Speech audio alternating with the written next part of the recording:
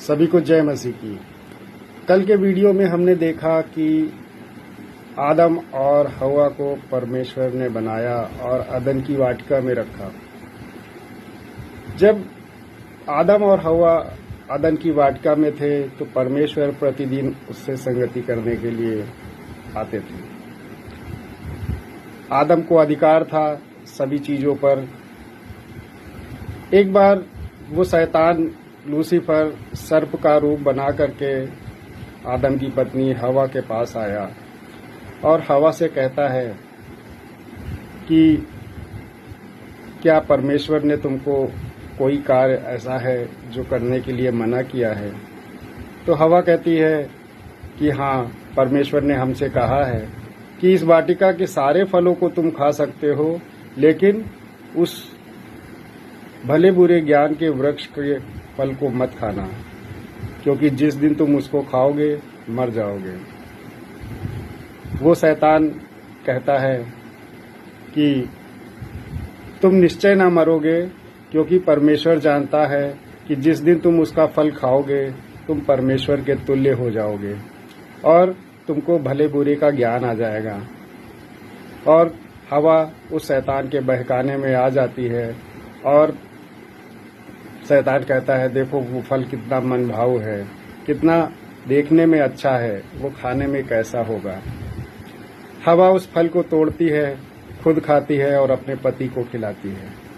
और जैसे ही वो लोग फल खाते हैं उनको पता चल जाता है कि वो निर्वस्त्र हैं, नंगे हैं, और वो एक झाड़ियों में छिप जाते हैं। जब परमेश्वर आते हैं और आदम से पूछते हैं, आदम तू कहाँ है, तो आदम झाड़ियों से छिपा था, झाड़ियों में। तो वहां से वो आवाज देता है, परमेश्वर हम यहाँ पर झाड़ियों में छिपे हैं क्योंकि हम नंगे हैं और हमको शर्म आ रही है, हम लजा रहे हैं।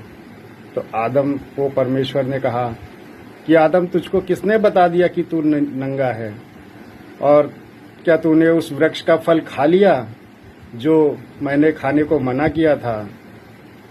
तब वो पत्ते लंगोट बना करके उन्होंने पहने और परमेश्वर के पास आए और आदम ने कहा कि प्रभु, तूने जिस स्त्री को मेरे लिए बनाया था ना, उसी स्त्री ने उस वृक्ष के फल को तोड़ा और मुझको खिलाया और खुद भी खाया। परमेश्वर ने कहा कि हे स्त्री, तूने ऐसा क्यों किया, मेरे मना करने के बावजूद तूने उस वृक्ष का फल क्यों खाया। हवा कहती है कि प्रभु, मुझको उस सर्प ने बहका दिया था, इसलिए मैंने खाया। परमेश्वर उन दोनों से अति क्रोधित हुए और परमेश्वर ने उनको उसी समय अदन की वाटिका से निकाल दिया था। परमेश्वर ने उनको श्राप भी दिया, लेकिन हम यहाँ पे जानते हैं कि आदम और हवा को परमेश्वर ने अदन की वाटिका से क्यों निकाल दिया, क्योंकि आदम और हवा ने अपनी गलतियों को स्वीकार नहीं किया और अपनी गलतियों को भी नहीं माना।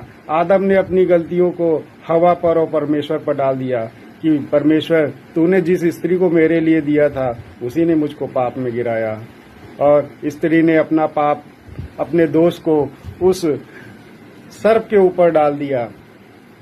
इस तरह से दोनों ने अपनी गलती को स्वीकार नहीं किया, पहला पाप किया, दोष लगाया, दूसरा पाप किया, और परमेश्वर से क्षमा नहीं मांगी, तीसरा पाप किया। प्रियो, आज हम भी अपने जीवन में यही कार्य कर रहे हैं। हम अपनी गलतियों को दूसरों पर थोप देते हैं, हमेशा कुछ भी करते हैं दूसरों पर दोष लगा देते हैं, खुद को नहीं देखते और दूसरों पर दोष लगाते हैं। आदम ने भी यही किया, हवा ने भी यही किया।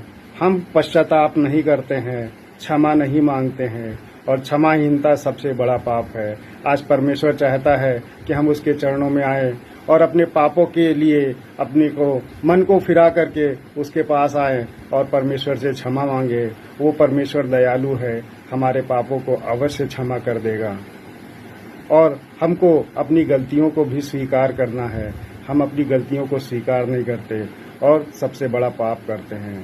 प्रियो, हमको यही नहीं करना है और सच्चे मन से, सच्चे हृदय से उस परमेश्वर के पास आना है। जय मसीह की।